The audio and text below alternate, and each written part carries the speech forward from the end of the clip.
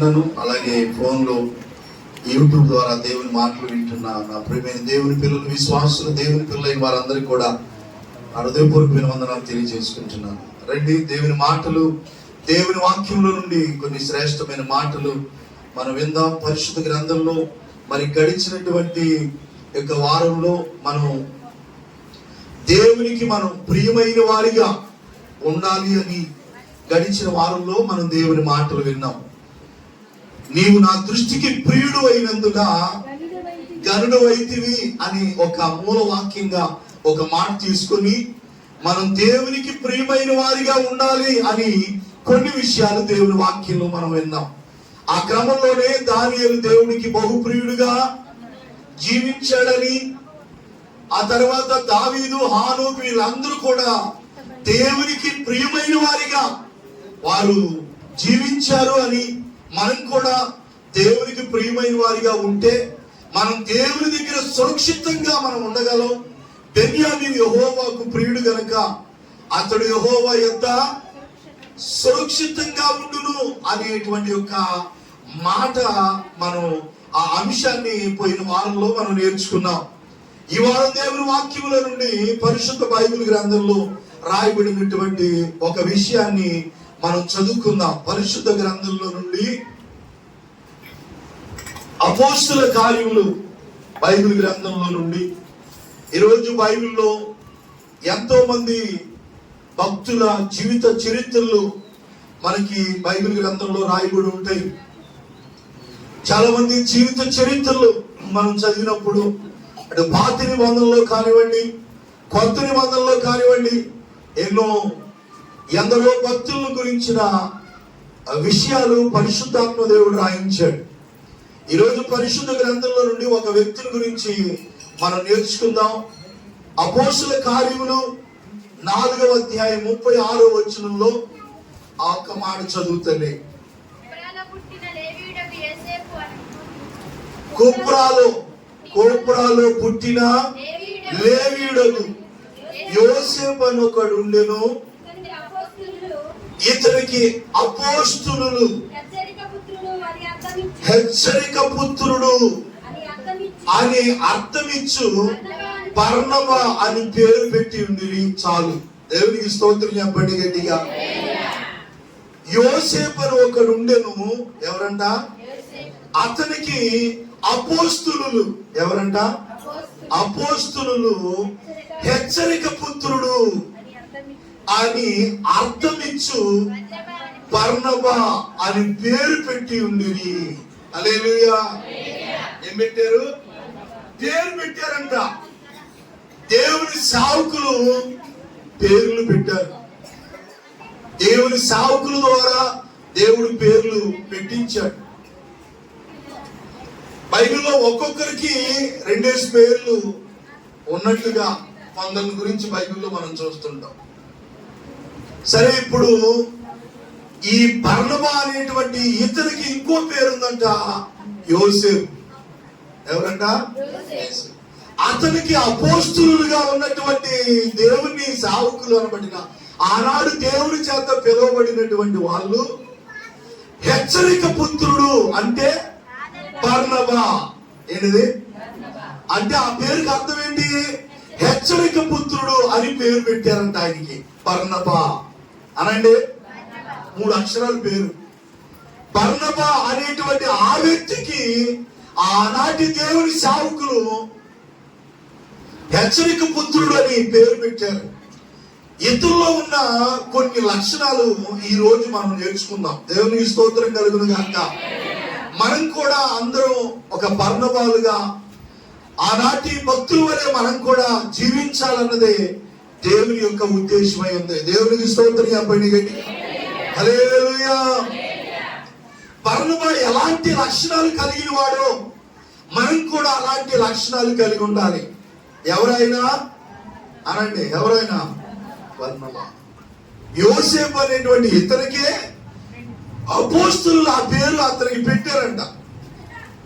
ఇతనిలో ఉన్న కొన్ని మంచి లక్షణాలు మనం నేర్చుకుందాం ఈరోజు.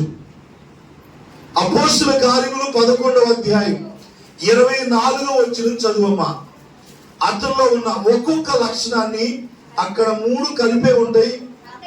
అతడు వినాలి మీరు అందరూ కూడా, అతడు పరిశుద్ధాత్మతోను విశ్వాసముతోను నిండుకొనిన సత్పురుషుడు, బహుజనులు ప్రభు పక్షాన చేరిరి. చాలమ్మా, దేవునికి స్తోత్రం చెప్పండి గట్టిగా. 22వ వచనంలో అతని పేరే ఉంటది. వారిని గూర్చిన సమాచారం యెరూషలేములో ఉన్న సంఘపు వారు విని బర్నబాను అంతియోక్య వరకు పంపిరి. ఎక్కడికి? అంతియోక్య అనేటువంటి ప్రాంతానికి ఈ బర్నబాను పంపారంట. అతడు వచ్చి దేవుని కృపను చూచి సంతోషించి దేవుని వాక్యాన్ని వాళ్ళకి బోధించి హెచ్చరించి వాళ్ళు చెబితే, అతడు గురించి దేవుడు రాయించిన మాట ఏంటంటే 24వ వచనంలో అతడు పరిశుద్ధాత్మతోను అనండి. అంటే బర్నబా ఏం పొందుకొని ఉన్నాడు చెప్పాలి మీరు? ఏం పొందుకున్నాడు? పరిశుద్ధాత్మను పొందుకున్నాడు. దేవునికి స్తోత్రం చెప్పండి గట్టిగా. ఏం పొందుకున్నాడంట? ఎవరు? అతడు పరిశుద్ధాత్మతో నిండుకొనిన వాడై. ఎంతో నిండుకున్నాడంట? పరిశుద్ధాత్మతో నింపబడి ఉన్నాడంట. కాబట్టి దేవుని పిల్లలారా, అమ్మా ఇటు చూడాలి మీరు. బర్నబా అనేటువంటి ఆ వ్యక్తి పరిశుద్ధాత్మ చేత ఏ రీతిగానైతే నింపబడ్డాడో, దేవుని పిల్లలైనటువంటి వారందరూ కూడా దేవుని ఆత్మ చేత నింపబడే వారిగా ఉండాలి. దేవుని ఆత్మను పొందుకోవాలి. దేవునికి స్తోత్రం చెప్పండి గట్టిగా. హల్లెలూయా. అపోస్తుల కార్యముల గ్రంథాన్ని మనం చదవక ముందు యోవేలు గ్రంథంలో ప్రవక్త యోవేలు ద్వారా దేవుడు ప్రవచన రీతిగా ఎలా బోధించాడు. బర్నబా మొదటి అతని యొక్క మంచి లక్షణం ఏంటి అంటే దేవుని ఆత్మ చేత నిండుకొని ఉన్నాడంట. దేవుని పిల్లలారా, మనం ఎన్నో వారాలుగా ఎన్నో సంవత్సరాలుగా దేవుని ఎరిగి ఉంటున్నాం. మనం దేవుని ఆత్మను పొందుకోలేని వారిగా ఉంటున్నాం. దేవునికి స్తోత్రం కలుగును గాక. ప్రతి ఒక్కరు కూడా పరిశుద్ధాత్మ అనే శక్తిని పొందుకోవాలి. దాని చేత నింపబడే వారిగా ఉండాలి. ఎందుకంటే దేవుడు కూడా పాత నిబంధన కాలంలో దేవుడే స్వయంగా చెప్పారు, పరిశుద్ధాత్మ దేవుడు ఒక శక్తిగా ఉన్నాడు.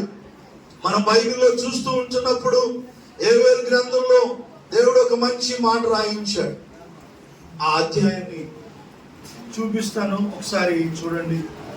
యోవేలు గ్రంథంలో అందులో ఒక చక్కటి మాట ప్రవక్త ద్వారా దేవుడు రాయించాడు. పేజీ నంబర్ 752వ పేజీలో యోవేలు ప్రవక్త ద్వారా దేవుడు చెప్తున్నాడు ఒక మాట. మనుషులందరి మీద దేవుని ఆత్మను 2:28 చదువమ్మా. యోవేలు గ్రంథం 2:28లో ఇలా రాయబడి ఉంది. తరువాత నేను సర్వ జనుల మీద నా ఆత్మను కుమ్మరించుదును. హల్లెలూయా. ఎవరి మీద అంట? సర్వ జనుల మీద దేవుని ఆత్మను కుమ్మరిస్తారన్నాడు. కొంతమంది కొన్ని సంఘాల్లో పరిశుద్ధాత్మను ఒప్పుకోరు. కానీ పరిశుద్ధాత్మ దేవుడు ఉన్నాడు, దేవుని ఆత్మ శక్తి ఉంది అని ఎన్నో సంఘాలు ఒప్పుకుంటే కొన్ని సంఘాలు ఒప్పుకో. ఇప్పుడు వాళ్ళ గురించి మనం విమర్శించడానికి మనం ఇదేం, కానీ ఎవరి సిద్ధాంతాలు వారి. కానీ 100-70% చాలా మందిరాల్లో దేవుని ఆత్మ ఒప్పుకుంటారు. హల్లెలూయా. దేవుని బిడ్డలారా, అనేక మంది డీప్ పెంతెకోస్తు మిషన్ యొక్క ఆ సంస్థ, ఆ మిషన్ కి సంబంధించినటువంటి బిడ్డలు మరి ఎంతగానో దేవుని ఆత్మ చేత నింపబడిన వారిగా ఉంచారు. ఎన్నో సంఘాల్లో దేవుని ఆత్మను కలిగి ఉంటారు. దేవునికి స్తోత్రం కలుగును గాక. కొన్ని మందిరాల్లో మనం చూస్తున్నప్పుడు చిన్న పిల్లలు కూడా దేవుని ఆత్మ చేత నింపబడి ఉంటారు. అన్య భాషలు కూడా వాళ్ళు మాట్లాడుతూ ఉంటారు. చేతుల దేవుని స్తోత్రం చెప్పండి. బర్నబా అనేటువంటి ఇతడు అంత్యోక్యకు వచ్చిన తర్వాత అతడు దేవుని కృపను చూసి సంతోషించిన వాడై దేవుని గురించి అక్కడ ఉన్నటువంటి దేవుని బిడ్డల్ని హెచ్చరించాడు. మీరు దేవుని స్థిరమైన హృదయంతో హత్తుకొని ఉండాలని హెచ్చరిస్తే ఆ సందర్భంలో దేవుడు అతని గురించి రాయబడిన మాట ఏంటంటే అతడు దేవుని ఆత్మ చేత నిండుకొని వాడు. దేవుని బిడ్డలారా, దేవుని ఆత్మను పొందుకోవాలి మనం అందరం కూడా అనేది నేను చెప్తూ ఉన్నా. పరిశుద్ధాత్మ దేవుడు ప్రతి ఒక్కరిని తాగుతూ ఉంటాడు అన్నమాట. పాటలు పాడుతూ కళ్ళు మూసుకొని దేవుని ఆరాధన మనం చేస్తూ ఉంటున్నప్పుడు పరిశుద్ధాత్మను పొందుకోవాలన్న ఆశ, ఆ పరిశుద్ధాత్మ శక్తి చేత నింపబడాలన్న ఆ కోరిక మనలో ఉన్నప్పుడు దేవుడు తన శక్తి దాకా మనం నింపుతూ ఉంటాడు. దేవుని బిడ్డలారా, కొన్ని సభల్లోకి మనం వెళుతూ ఉంటున్నప్పుడు అక్కడ ఆరాధన చేస్తూ ఉంటున్నప్పుడు పక్కన ఏం జరుగుతుందో, అటువైపు ఏం జరుగుతుందో, ఇటువైపు ఏం జరుగుతుందో చూడరు. వాళ్ళందరూ కూడా దేవుల్లో మైమరిచిపోయి చక్కగా చప్పట్లు కొడుతూ దేవుని ఆరాధిస్తూ ఉంటారు. ఎప్పుడైతే వాళ్ళు అలాగిన వారికి వారు మైమరిచిపోయి దేవుని ఆరాధిస్తుంటారో ఒక పరిశుద్ధాత్మ శక్తి వాళ్ళని తాగుతూ ఉంటుంది అన్నమాట. ఆ వాడు కాదన్నాడు. అంటే దేవుని ఆత్మ అనేది మనలో ఒకటి ఉంటుంది. దేవుడు జీవాత్మను ఉంచాడు. ఆ ఆత్మను మనం పక్కన పెడితే పరిశుద్ధాత్మ స్పిరిట్ అన్నమాట, హోలీ స్పిరిట్ అంటే దేవుని శక్తి. ఆ దేవుని శక్తిని మనం పొందుకోవాలి. దేవునికి స్తోత్రం చెప్పండి గట్టిగా. దేవుని ప్రవక్త ద్వారా దేవుడు చెప్తుంది ఏంటి అని అంటే, నేను సర్వజనుల మీద, ఎంతమంది మీద అంటే దైవ సేవకులని లేదు, విశ్వాసులని లేదు, అందరి మీద దేవుడు ఏం చేస్తాడంట చెప్పనండి, దేవుని ఆత్మను ఏం చేస్తాడంట, పరిశుద్ధ ఆత్మను కుమ్మరిస్తాడంట. ఇంకా ఏముంది తల్లి, కిందకి చదువు. మీ కుమారులు కుమార్తెలు ప్రవచనాలు చెప్పుదురు. హల్లెలూయా. కుమారులు కుమార్తెలు ఏం చెప్తారంట, ప్రవచనాలు. అంటే ఆ వరం ఎవరికి ఇస్తారంట, కుమార్తెలకు ప్రవచనం చెప్పే వరాన్ని దేవుడు ఇస్తాడంట. అసలు మన యవనస్తులు, మన కుమారులకి ప్రవచనాలు చెప్పాలా, ప్రార్థన చేసుకుందామన్నా ఆ విధానాలు ఉంటేగా ప్రవచనాలు చెప్పాలా, నేను మందిరంలోకి వెళ్ళి ప్రార్థన చేసుకోవాలా. కొన్ని మందిరాల్లో మనం చూస్తున్నప్పుడు మగపిల్లలు, యవనస్తులు కూడా, ఆడపిల్లలు కానీ మగపిల్లలు కానీ యవనస్తులు చూస్తున్నప్పుడు వాళ్ళు ఎంతగా మరి ప్రార్థన చేస్తూ ఉంటారో, మోకాళ్ళు వేసి వాళ్ళు ఎంతగా ఆత్మతో మాట్లాడటానికి ఇష్టపడుతూ ఉంటారు. దేవుని బిడ్డలారా, మనం ప్రతి ఒక్కరు కూడా దేవుని యొక్క ఆత్మను పొందుకోవలసిన వారై ఉన్నారు. మీ ముసలి వారు కలలు కంటారు. ముసలి వాళ్ళు ఏం చేస్తారంట, కలలు కంటారంట. మీ యవనులు దర్శనాలు చూస్తారు. దేవునికి స్తోత్రం చెప్పండి గట్టిగా. యవనస్తుడికి దేవుడు ఏమిస్తాడు, దర్శనాలు ఇస్తారంట. హల్లెలూయా. యవనులు ఏం చూడాలా, ఈ దర్శనాలు పోయినాయి, దూర దర్శనాలు, ఆ దర్శనాలు, వేరు దర్శనాలు ఎక్కువైనాయి. దేవునికి సంబంధించిన దర్శనాలు పోయినాయి, వేరే దర్శనాలకి వెళ్తున్నారు. దేవుని బిడ్డలారా, దేవుని దర్శనాలు చూడాలి మనం, దేవుని దర్శనాలు చెప్పాలి. అలా ఎవరు కలిగిందంటే, ఎవరైతే ప్రార్థనలో ఎదుగుతా ఉంటారో ఆ యవనస్తులకి, అట్టి కుమార్తెలకి, కుమారులకి ప్రవచనాలు చెప్పే వరం, కలలు కని దర్శనాలు చెప్పే వరాలు దేవుడి అంట. దేవుడికి స్తోత్రం చెప్పండి గట్టిగా. ముసలోళ్ళు కలలు కంటారు, యవనస్తులు దర్శనములు చూతురు. ఆ దినములలో నేను పనివారి మీదను పనికత్తుల మీదను నా ఆత్మను కుమ్మరిస్తాను. హల్లెలూయా. సర్వజనుల మీద, పనివారి మీద, పనికత్తుల మీద ఏం కుమ్మరిస్తాంట, ఆత్మ. దేవునికి స్తోత్రం చెప్పండి గట్టిగా. పరిశుద్ధాత్మ గురించి ఎన్నో పాటలు కూడా రాశారు. పరిశుద్ధాత్ముడా దిగిరమ్మయ్యా, పరిశుద్ధాత్ముడా దిగిరమ్మయ్యా, ఎన్నో పాటలు దైవజనులు గొప్ప పాటలు పాడారు. ఎందుకంటే దేవుని బిడ్డారా, దేవుని ఆత్మతో నింపబడినప్పుడు మనకు దేవుడు అన్ని చూపిస్తూ ఉంటాడు అన్నమాట. దేవుని శక్తితో మనం నింపబడి దేవుని ఆత్మను మనం పొందుకున్నప్పుడు ఆ పరిశుద్ధాత్మ దేవుడు ఎప్పుడు కూడా మన పక్కనే ఉండి మనం బలపరుస్తాడు. ఈ లోకంలో ఆశల్లో మనం కొట్టుకొని పోకుండా ఈ పరిశుద్ధాత్మ దేవుడు మనకి ఏం చేస్తాడంటే సహకారిగా ఉంటాడు. దేవునికి స్తోత్రం చెప్పండి గట్టిగా. కాబట్టి ప్రతి ఒక్కరు కూడా ఏం చేయాలి చెప్పండి, పరిశుద్ధాత్మను పొందుకోవాలి. బర్నబా దేవుని పొందుకొని ఉన్నాడు, పరిశుద్ధాత్మ చేత నింపబడి ఉన్నాడు.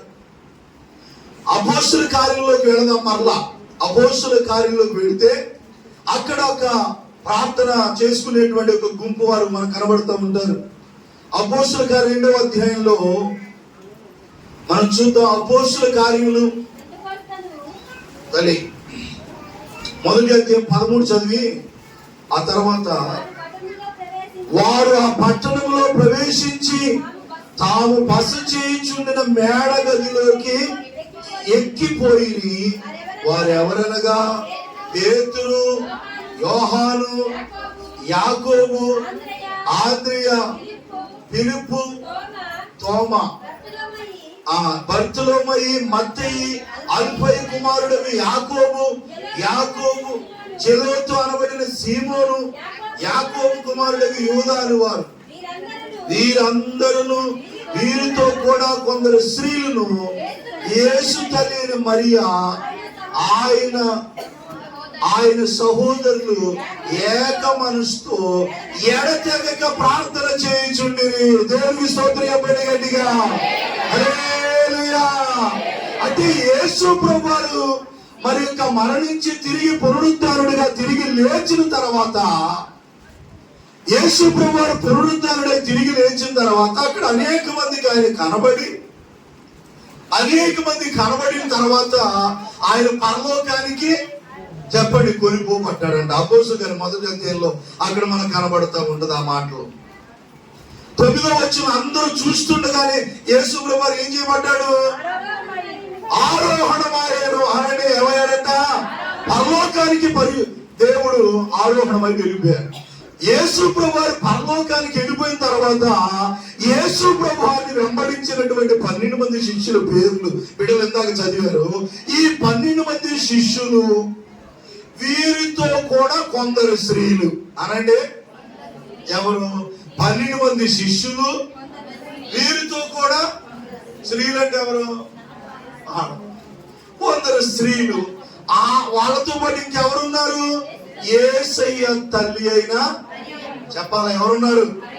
మరియమ్మ గారు ఉన్నారు. తర్వాత ఎవరున్నారు?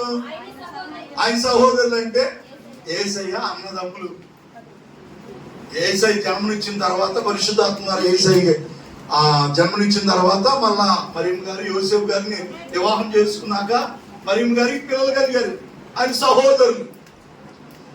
వీళ్ళందరూ కూడా ఏక మనసుతో ఎడతెగక ఏం చేస్తున్నారు?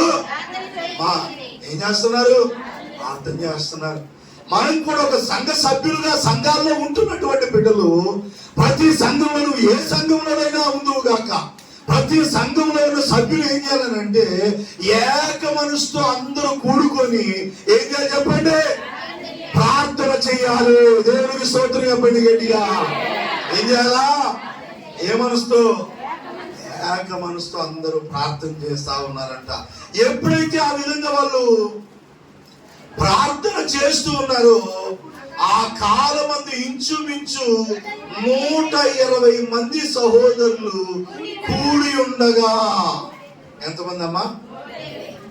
120 మంది కూడుకొని ఉన్నారంట అక్కడ. ఆ ప్రార్థన ఏక మనసుతో ప్రార్థన చేస్తారు. వీళ్ళు ఎప్పుడైతే ఏక మనసుతో కూడి ప్రార్థన చేస్తా ఉన్నారో 2వ అధ్యాయంలోకి వచ్చేసరికి పెంతెకోస్తు పండుగ దినము వచ్చినప్పుడు అందరూ ఒక చోట కూడి ఉండిరి. అప్పుడు వేగముగా ఒక బలమైన వీచు గాలి వంటి ఒక ధ్వని ఆకాశం నుండి అకస్మాత్తుగా వారు కూర్చుండి ఉన్న ఇల్లంతా నిండిపోయింది. హల్లెలూయా. వీళ్ళందరూ ఏం చేస్తున్నారు? ఏక మనసుతో చేస్తున్నారు. ఎంతమంది అమ్మా? ఎంతమంది? 120 మంది. అందరూ కూడుకొని ఏం చెప్పుకుంటున్నారు? మన నలుగురు కూడుకుంటే చాలు ముచ్చట్లు, ఆవుల గురించి, వీళ్ళ గురించి, ఆవుల గురించి, ఈ ముచ్చట్లు తప్ప ప్రార్థన చేసుకున్నాను మనసు ఎవరికే కాదు. ఎక్కడ చూడండి ఒక 2-3 కూడుకోవటం, ఆవుల గురించి, వీళ్ళ గురించి చర్చించుకోవటం. మనకి టైం దొరికినప్పుడల్లా దేవుని సన్నిధిలోనైనా ఇంట్లోనైనా ప్రార్థించేవారు కావాలి, కానీ కూడుకొని ముచ్చట్లు చెప్పుకునేవారు దేవునికి అవసరంలా.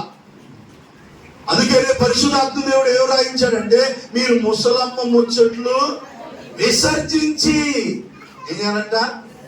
ఆ ముసలమ్మ ముచ్చలను విసర్జించి ఓ చోట కూడుకొని మనం ఏం చేయాలా? ప్రార్థించే వారు ఉన్నారు. వీళ్ళు ఎప్పుడైతే ఆ విధంగా ప్రార్థన చేస్తున్నారో బలమైనటువంటి వేగముగా వీచు బలమైన గాలి వంటి ఒక బలమైన ఒక ధ్వని, ఒక శబ్దం ఆకాశం నుండి అకస్మాత్తుగా వారు కూర్చుని ఉన్న ఇల్లంతా, వీళ్ళందరూ ప్రార్థన చేస్తున్నారంట. దేవుడు పరలోకం నుండి వీళ్ళు ప్రార్థన ఆలకించి ఏం చేశాడు? ఒక బలమైనటువంటి గాలి వంటి ఒక ధ్వని ఆకాశం నుండి వచ్చి వారు కూర్చుని ఉన్న ఇల్లంతా నిండిన తర్వాత ఏం జరిగింది?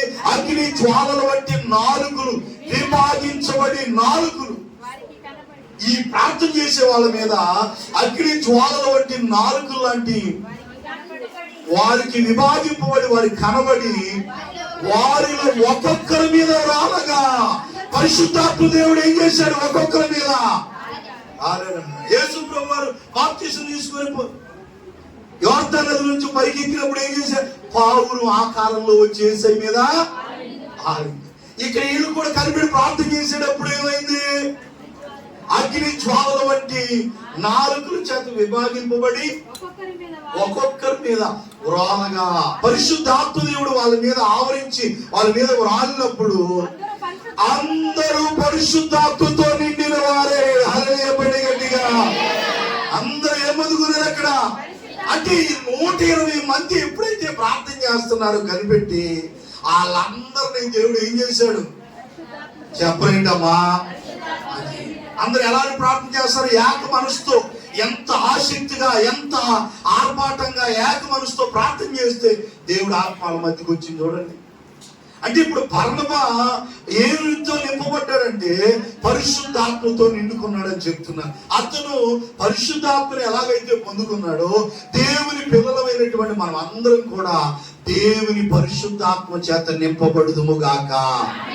ప్రతి ఒక్కరు కూడా ఈ టీవీ యొక్క లైవ్ లో, యూట్యూబ్ ద్వారా దేవుని మాటలు వింటున్న ప్రతి బిడ్డలు కూడా దేవుని ఆత్మ చేత ఏం చేయాలా?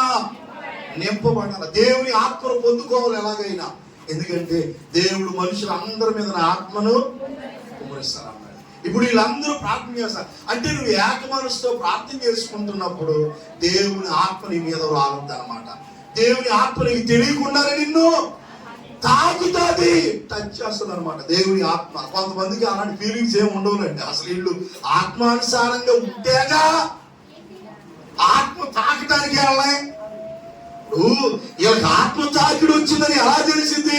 ఆత్మానుసారంగా ఉన్నప్పుడు ఆత్మశక్తి చేత నింపబడతారు. ఆత్మ తాకిద్దన్న ఆలోచన నీకు కలుగుతుంది. అలా కొంతమందిగా ఏముండదుగా, వచ్చావా, కూర్చున్నావా, ఆగిలి పడబడేటప్పుడు కారికేసావా, వెళ్ళిపోయావా, మళ్ళీ మళ్ళీ వచ్చా ఆదివారం.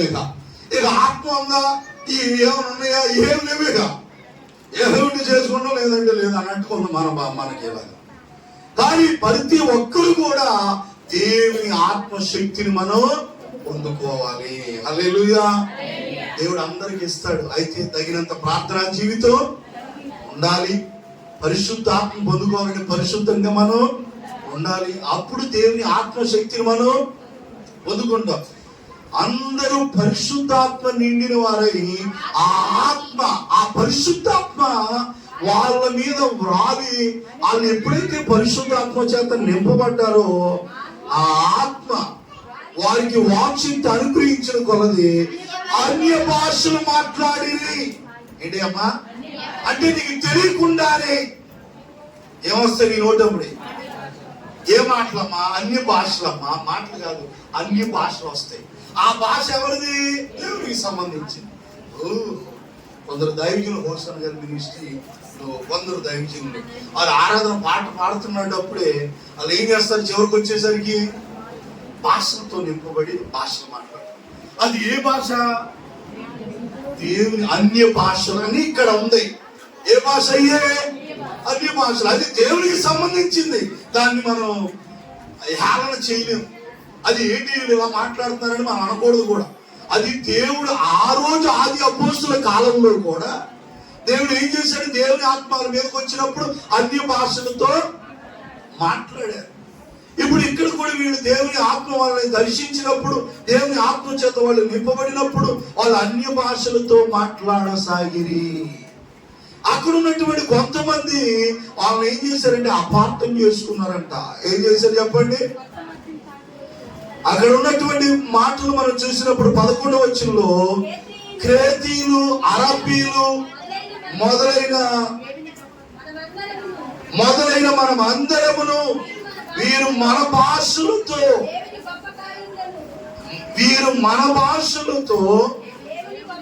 దేవుని గొప్ప కార్యములు వినుచున్నామని చెప్పుకొని అందరూ విభ్రాంతి నొంది ఎటు తోచక ఇది అసలు ఏంటి, అందరూ ఇలాగా అన్ని భాషలతో మాట్లాడుతున్నారు, ఈ భాషలేంటి, ఇదేంటని వాళ్ళందరూ కూడా ఏం చేస్తారంట, ఒకరితో ఒకరు చెప్పుకున్నారు. అసలు ఇది ఏం భాష మాట్లాడుతున్నారు, ఏంటిది, అసలు ఏం అర్థం కాకుండా ఉందని.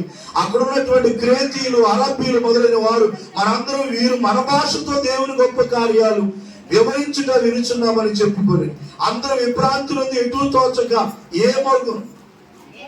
ఇది ఏ మగును అని ఒకరితో ఒకరు చెప్పుకొని కొందరైతే వీరు కొత్త మద్యముతో కొత్త మంది ఏదో తాగుచ్చారనుకున్నారు. మరి అర్థం కానివాడు ఏం చేస్తాడు? అప్పుడే వారం కొత్తగా ఒక అన్నిటి వచ్చాడు అనుకుందాం, దేవుని ఆత్మశక్తి చేత నింపబడి అన్ని భాషలు మాట్లాడి పరిశుద్ధాత్మతో ఆరాధనలో ఉన్నప్పుడు ఆకేంటి వాళ్ళకి అర్థం కాదు. సేమ్ అదే జరిగింది. ఇప్పుడు ఏముంది అక్కడ? వీరు క్రొత్త మద్యముతో నిండి ఉన్నారా అని ఏం చేశారంట? అపహాస్యం చేశారు. వాస్తవానికి అక్కడ వాళ్ళు ఏం ముందుకొని ఉన్నారు? అమ్మా చెప్పండి. దేవుని ఆత్మ చేత నింపబడినప్పుడు పక్కోళ్ళు ఏమనుకుంటున్నారా, ఇంకోళ్ళు ఎవరు వ్యక్తాలు చేస్తారు, ఏం పట్టించుకోవద్దు. మనం దేవుని ఆత్మను పొందుకుంటూ మనం ముందుకు సాగిపోవటమే. అప్పుడు పేతురు గారు నిలబడి, అయ్యా ఇంకా తెల్లారలేదు ఏమన్నాడు అక్కడ? ఆ 11 మంది లేచి బిగ్గరగా ఆ ఎగతాలు చేసేవారు ఎగతాలు చేస్తున్నారంట. కొంతమందికి ప్రార్థనకి వెళ్తా ఉంటే వాళ్ళు రాకపోగా కొంతమంది ఏం చేస్తారు, ఎగతాలి. అట్టాక ప్రార్థన ఎవరికే మరి నీలాగా బజార్లో తిరగమంటారు రోడ్లంటే ఆడు గాడు వచ్చి ఆమెని ఆటంకం ఎగతాలు చేసేవారు కొంతమంది ఉంటారు. దేవుని కార్యాలు అభాస్యం చేసేవారు కొంతమంది దేవుని సన్నిధికి వెళ్తుంటే వారు ఏదో వాళ్ళు ప్రార్థన చేసుకుంటారు, కొంతమంది హేళనగా మాట్లాడుతుంటారు. అయినా వాళ్ళని మాత్రం మనం పట్టించుకోకూడదు. మనం దేవుని ఎదిగే వారిగా ఉండాలా. బైబిల్లో ఏముంటుందంటే ఎడతెగక నిత్యము ప్రార్థన చేసుకోమని దేవుడు చెప్పాడు. మనం ఆత్మీయంగా దేవుని సన్నిధిలో ప్రతిదినం కూడా మనం ఏం చేయాలా? ఎవరో మాటలు మనం పట్టించుకోవాల్సిన అవసరం లేదు. మన రోడ్డు మీద వెళ్తున్నప్పుడు ఎన్నో కుక్కలు మురుగుతూ ఉంటాయి. ఆ కుక్కలో మురుగుతున్నాయి మన ప్రయాణం ఆపుగా. అలాగే ఈ కొంతమంది ఏం చేస్తా ఉంటారంటే దేవుళ్ళు మన ముందుకు సాగుతున్నప్పుడు కొన్ని కుక్కలు లాంటి మనుషులు ఉంటాయి, అవి మురుగుతూ ఉంటాయి. ఆ మురిగే కుక్కలు మనం ఏమాత్రం కూడా పట్టించుకోకూడదు. ఆ మురిగే కుక్కలన్నీ పట్టించుకున్నావా మనం దేవుళ్ళు ఎదగలేము. దేవుని స్తోత్రం చెప్పండి గట్టిగా. అపహాస్యం చేస్తూ ఉంటే పేతురును ఆ 11 మంది లేచి నిలిచి బిగ్గరగా వారితో ఇట్లా, యోధా మనుషులారా, యెరూషలేములో కాపురముల సమస్త జనులారా, ఇది మీకు తెలియగాక చెవి యొక్కిన మాట వినుడి, చెవి యొక్కిన మాట వినండి. మీరు ఊహించినట్టు వీరు మత్తులు కారు. హల్లెలూయా. మీరు ఏదో అనుకుంటున్నారు కానీ వీళ్ళు మత్తులు కాదే, తాగుపోతాడు కాదు. మీరు మత్తులు కాదంటే వాళ్ళేమో తాగుచ్చాడు అని అనుకుంటున్నారు. మరి అర్థం కాని ఏం చేస్తారు? అలాగే అనుకుంటారు. అప్పుడు పేతురు గారి 11 మంది అపోస్తలులు నిలబడి అన్నారంట, అయ్యా మీరు ఊహించినట్టుగా వాళ్ళు మత్తులు కాదు అని చక్కగా చెప్తున్నాడు అనమాట. వీరు మత్తులు కాదు, పొద్దు పొడిచి ఒక జామైనా కాలేదు, పొద్దు పొడిచి ఒక్క జామైనా కాలేదు, యోవేలు ప్రవక్త ద్వారా చెప్పబడిన సంగతి ఇదే. అంటే పాత నిబంధనలో ప్రవచనం చెప్పాడు యోవేలు ప్రవక్త, కొత్త నిబంధనలో దాన్ని దేవుడు ఏం చేశాడు?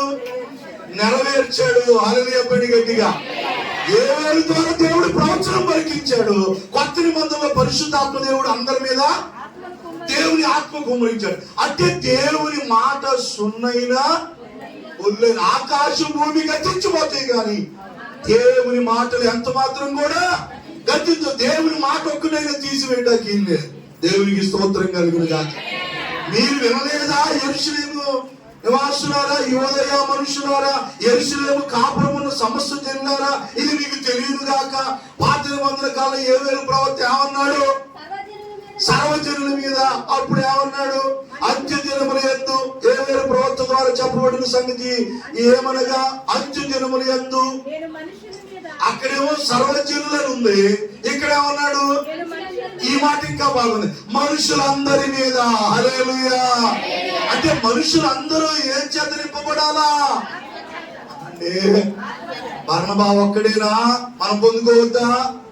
మనం కూడా పరిశుద్ధాత్మ చేత నిండుకోవాలా. అప్పుడు అన్ని దేవుడు మనకి చూపిస్తూ ఉంటాడు, బయలుపరుస్తూ ఉంటాడు. వాళ్ళు ఒక ఆమె ఏదైనా చెప్పినా మనం కనిపెట్టి పాపం చేసుకున్నాం అనుకోండి, మనకు కూడా దేవుడు దాన్ని ఏం చేస్తాడు? పరిశుద్ధాత్మ దేవుడు బయలుపరుస్తాడు. ఇప్పుడు రాజుగారి కళ వచ్చిందంట. ఆ ఊళ్ళో ఉన్న గారడి విద్య గల వారు, మాంత్రికులు, శకులు అంటే శకునాలు చెప్పేవాళ్ళు, జ్యోతిష్యం చెప్పేవాళ్ళు వచ్చారు దానియేలు గ్రంథంలో. ఎవరైనా చెప్పారా?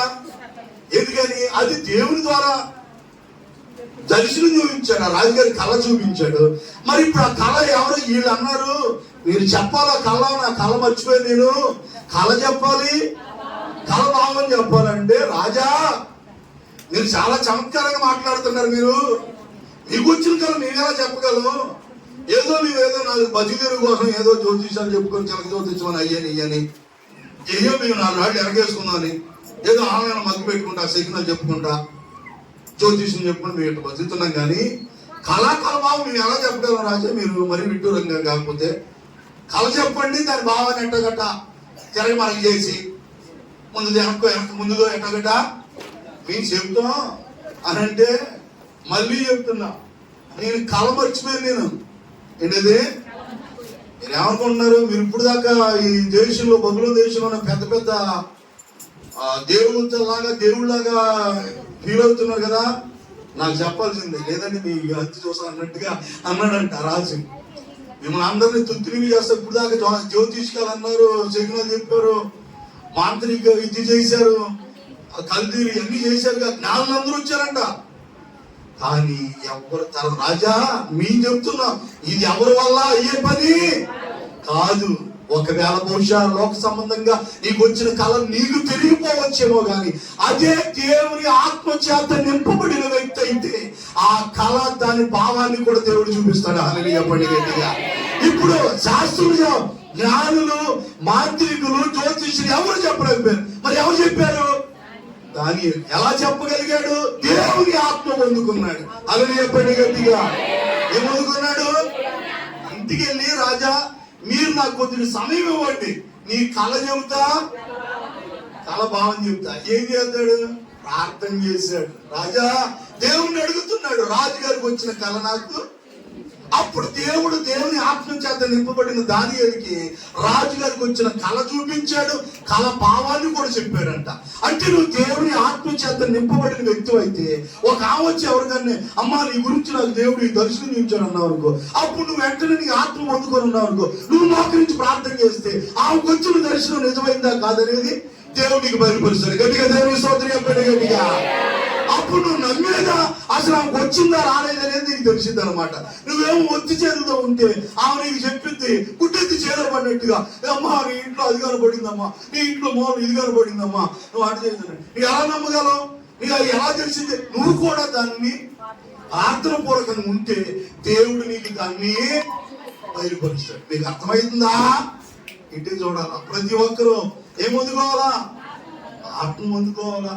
దేవుని ఆత్మ పొందుకుంటే ఎన్నో ఆశీర్వాదాలు ఉన్నాయి. దేవుని చిత్తం మీద వచ్చే వారికి చెప్తాను వాటి గురించి. దేవుని ఆత్మ ఒక వ్యక్తి నింపబడినప్పుడు ఆ వ్యక్తి ఎలాంటి ఆశీర్వాదాలు పొందుకుంటాడో వచ్చేవారు కొన్ని విషయాలు మనం చెప్పుకుందాం. ఇప్పుడు అన్ని చెప్పలేను. కాబట్టి బర్నబా దేవుని ఆత్మ చేత నింపబడ్డాడు. యోవేలు ప్రవక్త అంటున్నాడు, మనుషులందరి మీద ఆత్మను కుమ్మరించగలను, మీ కుమారులు కుమార్తెలు ప్రవచనాలు చెప్తారు. అక్కడ ఆయన చెప్పినవన్నీ నెరవేరు మీ కొత్త నిబంధన గ్రంథంలో. కాబట్టి దేవుని పిల్లలారా, మనం అందరి మీద దేవుడు పరిశుద్ధాత్మని మరిస్తాడు. దేవుని పిల్లలారా, దేవుని ఆత్మను పొందుకోవాలి. పాత నిబంధనలో యోసేపు గారు కూడా రాజుగారికి వచ్చిన కళ చెప్పారు. పాత నిబంధనలో కూడా రాజుగారికి ఏమొచ్చింది? కళ వచ్చింది. అప్పుడు యోసేపు ఎక్కడ ఉన్నాడు? చెరసాల్లో ఉన్నాడు. ఆ కళ చెప్పమంటే అక్కడ కూడా ఎవరో అవ్వలా.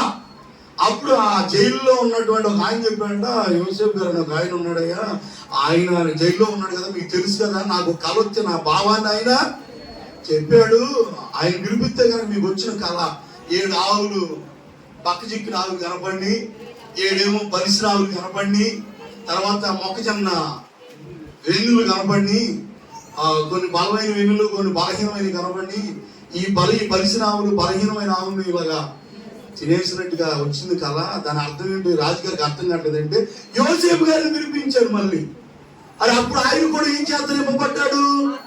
ఆత్మ పొందుకొని ప్రార్థన పూర్వకంగా పరిశుద్ధంగా ఉన్నాడు కాబట్టి ఆ కళ భావాన్ని చెప్పగలిగిన కృప ఆయనకి ఇచ్చాడు. మీరు అర్థం చేసుకుని నేను ఎవరిని ఏమంటున్నా, మనం ప్రార్థన చేసుకొని ఆత్మపూర్వకంగా ఉన్నాం అనుకో, ఒక వ్యక్తి ఏదైనా కళ చెప్పినప్పుడు దాని భావాన్ని చెప్పగలిగిన కృప అటు సేవకులకే కావచ్చు, విశ్వాసులకే కావచ్చు, ఎవరో ఒకరు దాన్ని ఎడమర్చి.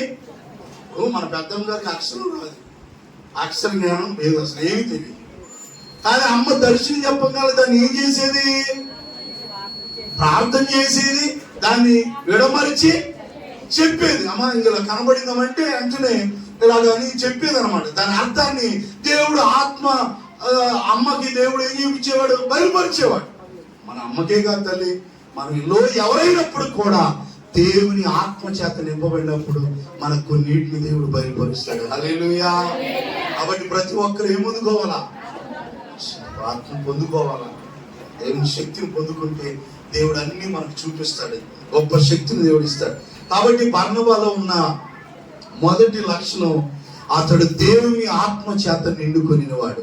ఇంకా చాలా మంది దేవుని ఆత్మ చేత నింపబడిన వారు ఉన్నారు. మనం కూడా పరిశుద్ధాత్మ నాకు కూడా దయచేయ్యా, నీ పరిశుద్ధాత్మ చేత నన్ను నింపు ప్రభువా, నీ ఆత్మ శక్తి నాకు దయచేయన. మేడగదిలో 120 మంది అపోస్తులు ఎలాగైతే ఆ యొక్క స్త్రీలు, యేసుప్రభు వారి తండ్రి గారు, వారి సహోదరులు, అక్కడ ఉన్న స్త్రీలు అందరూ దేవుని ఆత్మ పొందుకున్నట్టుగా అలాంటి మేడగదిలో ఆత్మ నాకు కూడా దయచేయమని దేవుని అడిగి అటు పరిశుద్ధ ఆత్మను పొందుకునే అర్హతలు కూడా మనకి అమ్మా ఉండాలి. ఆ పరిశుద్ధ ఆత్మ అందరికీ దేవుడు ఇస్తానన్నాడు. అయితే ఆ పరిశుద్ధ ఆత్మ పొందుకునే విధంగా మన ఆత్మీయ జీవితాలు కూడా ఉండాలి. పాపాలు చేస్తా పరిశుద్ధ ఆత్మ కావాలంటే 100 ఏళ్ళైనా పరిశుద్ధ ఆత్మ నీ మీదకి రాదు. పాపాలు పోవాలా, పరిశుద్ధ ఆత్మ దేవుడు నీలో ఎంటర్ అవుతాడు. సంసోన్లో ఉన్న ఆత్మే బయటికి వెళ్ళిపోయిందంట. ఎందుకని? ఇతరులోకి పాపం వచ్చింది, పరిశుద్ధాత్మ ఏమైపోయింది? అర్థం చేసుకోండి. సంసోన్లో ఏముంది? పరిశుద్ధాత్మ ఉంది.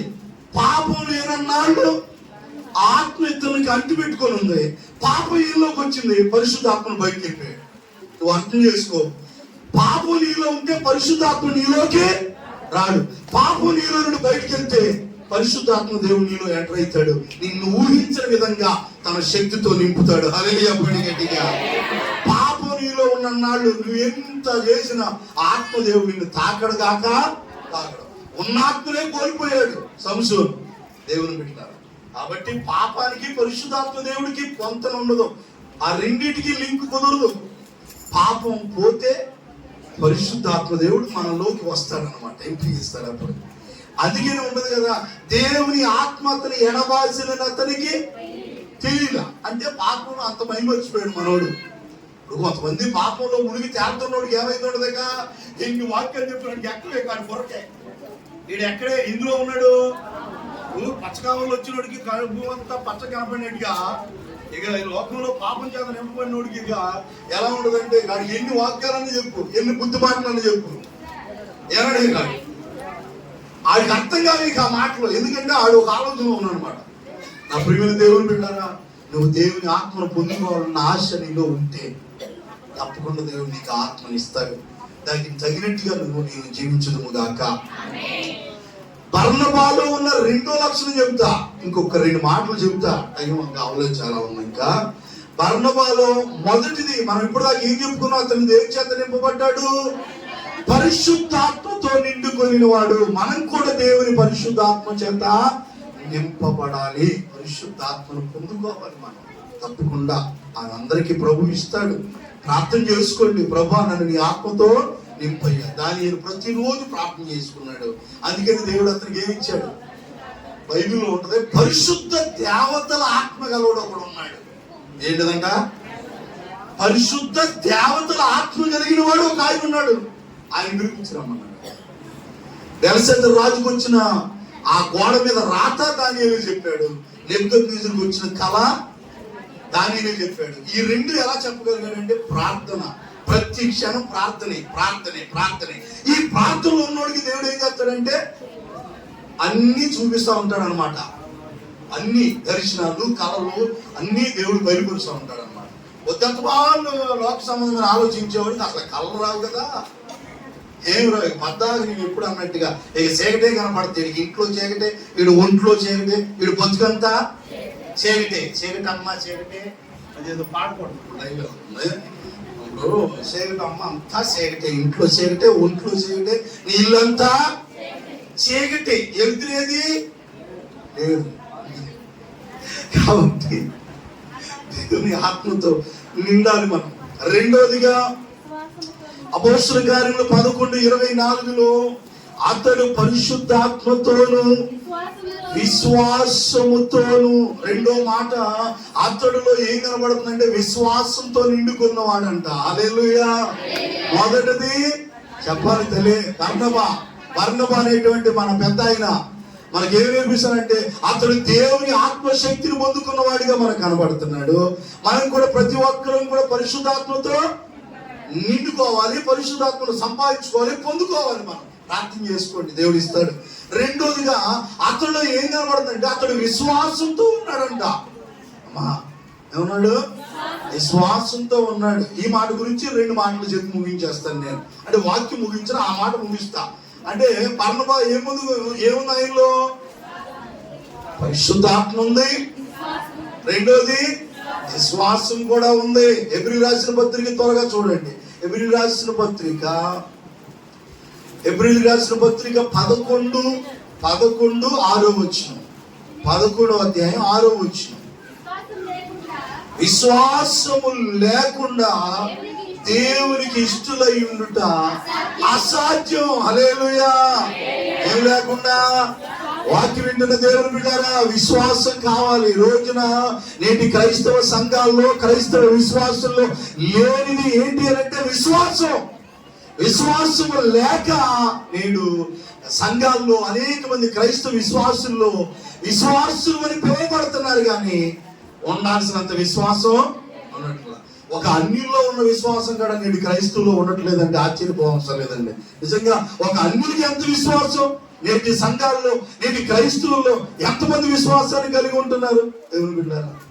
కాబట్టి దేవుని వాక్యం చెబుతుంది విశ్వాసం లేకుండా దేవునికి ఇష్టలై ఉండుట. అంటే దేవునికి ఇష్టంగా ఉండాలంటే మనలో ఏముండాలా? అమ్మా ఇల్లు చూడాలా? ఏముండాలా? విశ్వాసం ఉండాలి. దేవునికి స్తోత్రం చెప్పండి గట్టిగా. ఈ అధ్యాయాన్ని అక్కడే ఉంచి మరొక మాట చూడండి. మనం గతంలో కూడా ఒక 2 సందర్భాల్లో మీకు చూపించినట్టున్నాను నేను. కొరింథీయులకు రాసిన 2వ పత్రిక చివరి అధ్యాయం అనుకుంటాను అది. కొరింథీయులకు రాసిన 2వ పత్రిక పౌలు గారు 13వ అధ్యాయం. కొరింథీయులకు రాసిన 2వ పత్రిక 13వ అధ్యాయం 5వ వచనం చదువమ్మా. అది మీరు విశ్వాసము గలవారై ఉన్నారో లేదో మిమ్మల్ని మీరే శోధించుకొని చూచుకొనుడి. హల్లెలూయా. ఏమంటున్నాడు? మీరు విశ్వాసము గలవారై ఉన్నారో లేదు. ఉన్నారో లేదు. ఈరోజు మనందరం కూడా ప్రభువా నాలో విశ్వాసం ఉందా, మనలో విశ్వాసం ఉందా లేదనని మనం ఏం చేయాలంట? పరీక్షించుకోవాలంట. చాలా మందిలో విశ్వాసం ఉండదు, దేవుడు కార్యాలు చేస్తాడనే విశ్వాసం ఉండదు. ఎక్కడెక్కడికో వెళ్ళాలా, ఎక్కడెక్కడికో వెళ్ళి ఆయగారితో నెత్తిపై చేతులు వేయించుకొని, ఏ గారితో నెత్తిపై చేతులు వేయించుకొని, ఎంత మంచి చేతులు వేయించుకుంటావో నీ పాడుకూర మీద, తలకాయ మీద ఎంత మంచి చేతులు వేయాలో ఏమో. మరిగా విశ్వాసం నీలో ఉండాలా? ఏముండాలి చెప్పండి? విశ్వాసం నీలో ఉంటే దేవుడు కార్యం చేస్తాడు. మీరు విశ్వాసం గలవారై ఉన్నారో లేదో మిమ్మల్ని మీరే శోధించుకొని చూచుకోనండి. దేవుని బిడ్డలారా, తోమా గారితో అన్న మాటే, నువ్వు అవిశ్వాసివి కాక విశ్వాసిగా ఉండు. ఇంకెన్నాళ్ళకి అవిశ్వాసిగా ఉంటాం. చూస్తేనే నమ్ముతాను, చేస్తేనే నమ్ముతాను, జరిగితేనే నమ్ము. ఇంకా ఎన్నాళ్ళు ఆ మాటలు? విశ్వాసం అన్నది నిరీక్షింపబడు వాటి యొక్క నిజ స్వరూపమై ఉన్నదని ఎబ్రీ-పత్రిక 11వ మొదటి వచనంలో ప్రభు అంటున్నాడు.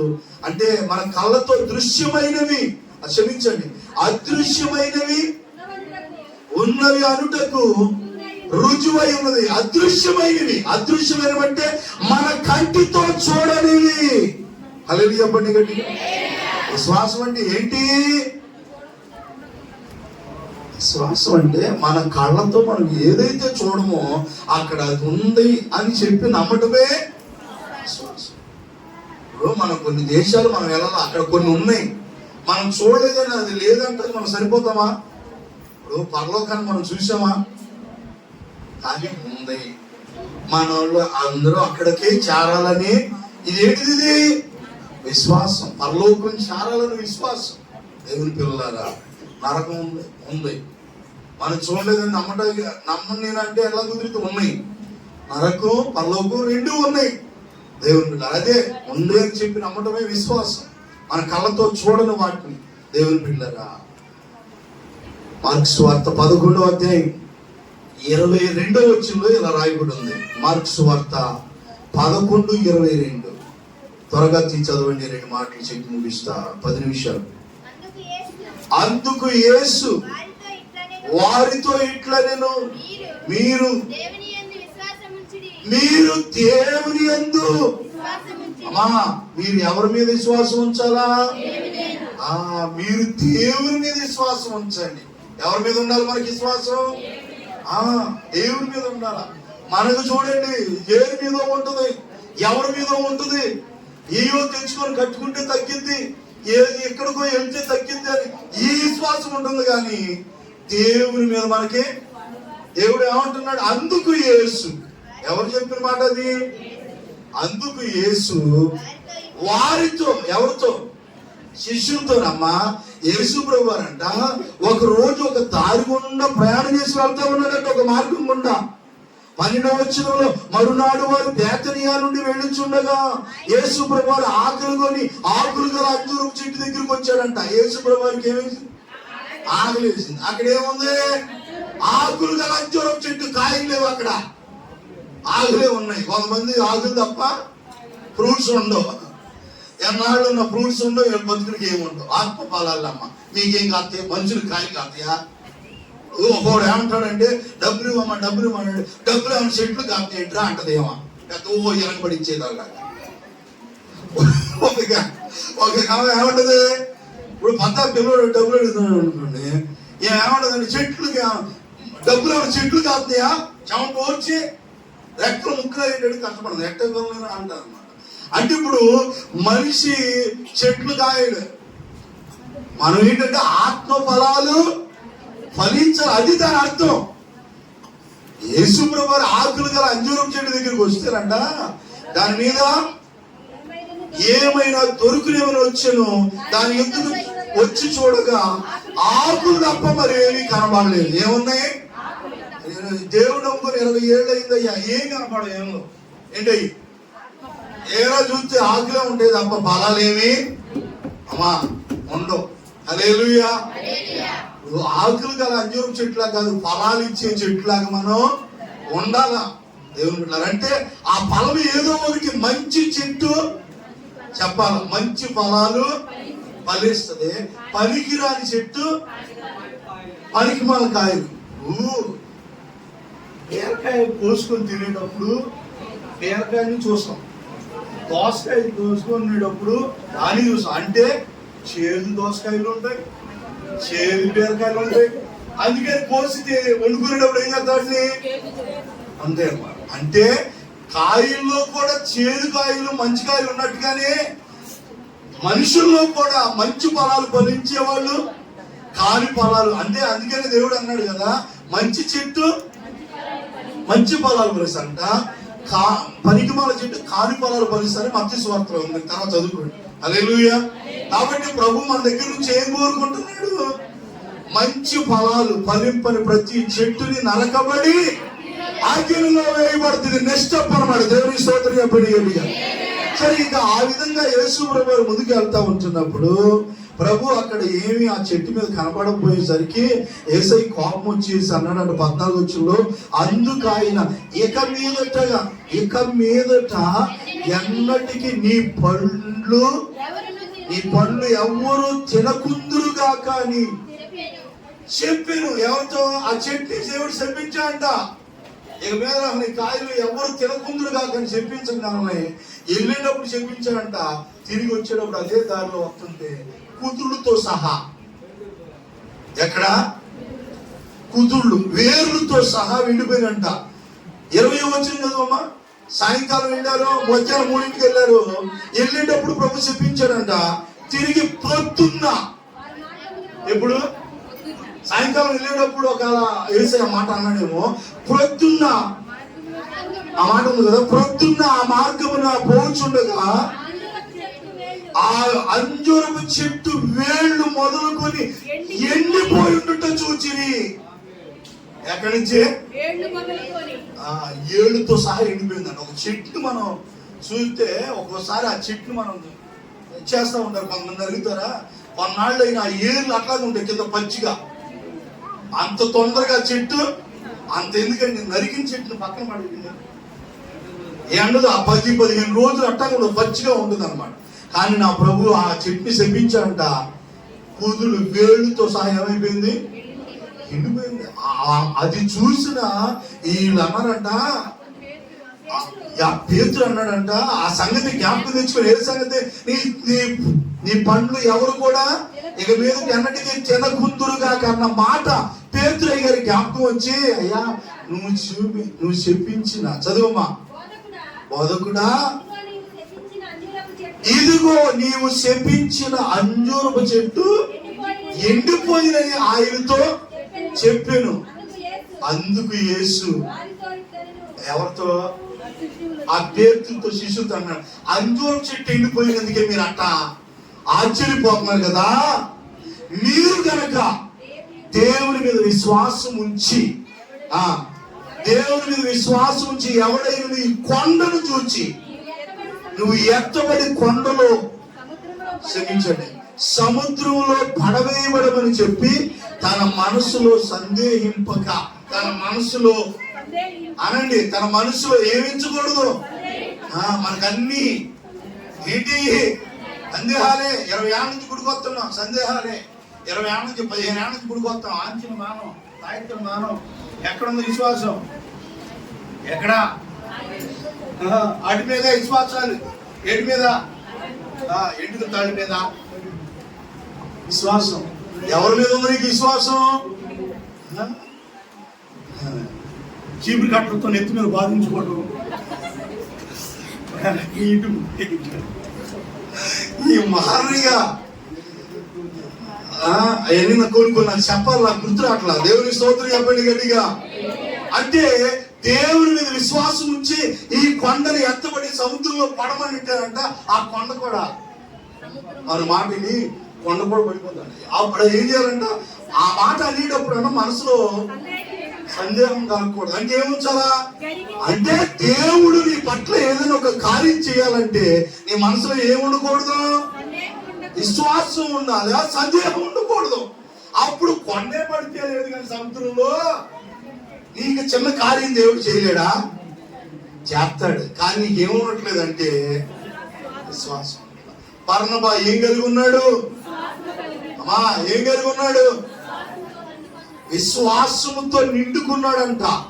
మనం కూడా విశ్వాసంతో నరనరాలు ఏం నింపబడాలా? విశ్వాసం. అమ్మో ఆమెకి ఎంత విశ్వాసం అంటే దేవుడు స్వస్థపరుస్తాడని. దేవుని పిల్లలారా, మీరు కూడా బర్నబావని మనమందరం కూడా విశ్వాసంతో నింపబడుదుము గాక. ఆ విశ్వాసులుగా మనం ఉండకూడదు. మనుషుల్లో సందేహం మనకు కలగకూడదు. బర్నబా ఆత్మతో నింపబడ్డాడు. బర్నబా విశ్వాసంతో నిండుకొని ఉన్నాడు. మనం కూడా మన పిల్లలకి ఏది వచ్చినా, మనకేది వచ్చినా నా దేవుడు నన్ను స్వస్థపరుస్తాడు. మనకేముంది? విశ్వాసం ఉండాలి. విశ్వాసం ఉందా అంటున్నారు అందరూ. అంత విశ్వాసం ఉందన్నమాట నీకు. సరేలే, ఉంటే మంచిదే కదండి. మనము దైవజనులతో ప్రార్థన చేయించుకున్న కొబ్బరి నూనె యేసు రక్తం మన దగ్గర ఉంది. అది ఏం చేసుకోవాలి? మనం కూడా చిన్న ప్రార్థన చేసుకున్నాయా, ఇదిగో నా బిడ్డ బలహీనతో బాధపడుతున్నాడు, నాకు ఈ బలహీనత వచ్చింది అని ఏం చేయాలా? మనం కూడా విశ్వాసంలో ప్రార్థన చేసుకుని ఆ కొబ్బరి నూనె సిలువేసుకుని ఎక్కడ బలహీనత ఉందో అక్కడ రాసుకున్నాం అనుకోండి, దేవుడు ఏం చేస్తాడు? బైబిల్ ఏముంది? విశ్వాసయుతమైన ప్రార్థన ఆ రోగిని. నువ్వు ప్రార్థన చేసుకొని సిలువేసుకుంటే తగ్గింది, కానీ నువ్వు ఏమేమో చేసుకుంటా ఉంటే అట్ట తల్లి లేదు. మీరు ఒక దయ్యం పోయి 7 దయ్యాలు వచ్చినట్టుగా ఈ దయ్యం పోయి ఇంకో 7 దయ్యాలనే తీసుకొస్తుంది. నేను జాగ్రత్తగా ఉండాలా, విశ్వాసం కలిగి ఉండాలి.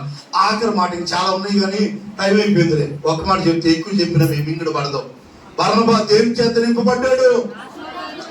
ఆత్మతో నిండుకున్నాడు. దేవునికి స్తోత్రం కలుగును గాక.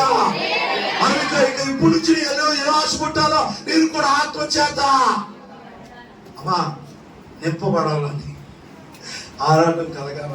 రెండవది, నేను కూడా విశ్వాసంతో నిండుకొని వాడిగా బర్నబాలాగా ఉండాలని మనం చెప్పుకోవాలా. ఇప్పుడు చెప్పే మాట కొద్దిగా కష్టంగా ఉంటుంది, మీరు కష్టంగా ఉన్నా చెప్పాలి. మరి ఇక ఆ మాట కూడా చదవండి. ఇక కష్టంగా ఉన్నా ఇక ఈరోజు కూడా బర్నబాలాగా మనం అందరూ ఉండాలి. అపోస్తల కార్యములు 4వ అధ్యాయం మరల ఇందాక చదివిన మాటే 36 ఇప్పుడు 2 వచనాలు చదవండి. 2 వచనాలు చదివితే, కొప్రాలో పుట్టిన లేవీయుడు యోసేపు అని ఒకడు ఉండెను, ఇతనికి అపోస్తలుల హెచ్చరిక పుత్రుడని అర్థమిచ్చు బర్నబా అని పేరు పెట్టి. ఇది మొదలు చదువుకున్న మాటే. అతడు ఆత్మతో నిండుకున్నవాడని చెప్పుకున్నాం. రెండోదిగా అతడు విశ్వాసంతో కలిగి ఉన్నాడని మనం చెప్పుకున్నాం. మనం కూడా అలాంటి పరిశుద్ధాత్మను పొందుకొని విశ్వాసంతో నిండుకున్న వారిగా మనం కూడా ఉండాలని బర్నబాల నుంచి నేర్చుకున్నాం. ఇతనిలో ఉన్న 3వ లక్షణం ఏంటంటే, ఇతడు భూమి గలవాడై ఉండి. ఈ మాట చెప్పండి. ఇతడు కాదు, బర్నబాని ఇతడు భూమి గలవాడై ఉండి. ఏముంది అతనికి? ఏముంది? ఎంత ఉందో అతనికి ఏముందంట? భూమి ఉందంట. పొలము, మరి ఇళ్ల స్థలము, ఫ్లాట్లు ఉన్నాయో నాకు తెలియదు, కానీ భూమి ఉందంట ఆయనకి. అంటే కొంత ఎంతో కొంత పొలం ఉండే ఉంటది. మరి అప్పుడు అయ్యాక భూమి మరి అంటే భూమి ఎవరు? దేవుంది. ఈ భూమి అంతా ఎవరిదే? దేవుంది. కానీ మనోళ్ళు ఏం చేస్తారంటే అయ్యి ఆక్రమించుకొని ఇక్కడ దాకా నాది, అక్కడ దాకా నాది, ఏ పొలం నాది. అసలు భూమి అంతా ఎవరు వచ్చి కలగ చేసింది? దేవుడు. కానీ మనుషులు ఏం చేశారంటే తాతలాడి ఆది ఎక్కడ దాకా మాదని గట్టలు వేసుకొని, అయ్యా ఈ 10 ఎకరాలు నాది. ఆయన ఎక్కడ వచ్చేటప్పుడు నాకు ఎక్కడి నుంచి తెచ్చాడు అసలు ఈ భూమి? 100 ఎకరాలు పూసారు. ఎక్కడిది 100 ఎకరాలకి? నా ప్రశ్న. భూమి తేలేదు కదా. 100 ఎకరాలు పూసామని ఎక్కడిదన్నా నీ భూమి అంతా? అది దేవుడు ఆకాశాన్ని భూమిని కలుగు చేశాడు. భూమికి పునాదులు వేసిన వాడు ఆయన. భూమి మీద సమస్తాన్ని కలుగు చేసిన వాడు ఆయన. తాతలో వాళ్ళు ఎవడో ఇవన్నీ ఆకట్టుకొని ఆరు తర్వాత అమ్మకాలకు పెట్టుకొని మొత్తానికి భూమి అది 1 ఎకరం ఉంది, 2 ఎకరాలు ఉన్నాయి, పొలాలు ఉన్నాయి. బైబిల్లో కూడా పొలాలు ఉన్నాయి, ఇవన్నీ ఉన్నాయిలే. హల్లెలూయా. కానీ భూమి అనే మాట వచ్చేసరికి భూమి ఎక్కడ తప్ప అని నాకు అనుమానం వచ్చి ఈ మాట అన్నా. భూమి ఎవరిది అసలు? మన ఆఖరికి 6 అడుగులు భూమి కావాలి మనకి. ఏం చేశాడు? అమ్మి ఏం చేశాడు? దాన్ని అమ్మి ఎడతారు అనుకున్నాం. అమ్మి దాని వెల తెచ్చి అయ్యా ఒక దగ్గర